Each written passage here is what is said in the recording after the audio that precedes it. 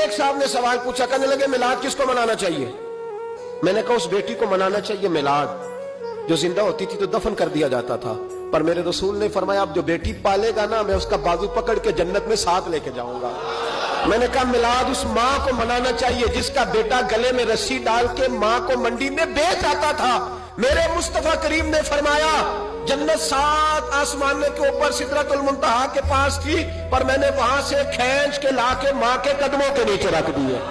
میلاد اس باپ کو منانا چاہیے جس کی اولاد ڈنڈوں سے مارتی تھی، پر رسول کریم علیہ السلام نے فرمایا سن لو سن لو سن لو، اب جس کا ابا راضی ہوگا اسی کا اللہ راضی ہوگا۔ میں نے کہا میلاد اس غریب کو منانا چاہیے جو بھینس کی طرح بکری کی طرح منڈی میں بکتا تھا، پر مصطفیٰ نے کالے رنگ والے حبشی غلام کو سینے سے لگا کے کہا غریبوں کو چھوٹا نہ سمجھنا، میں اللہ کا رسول جب جنت میں جاؤں گا تو آگے بھی غریب ہوں گے پیچھے بھی غریب ہوں گے۔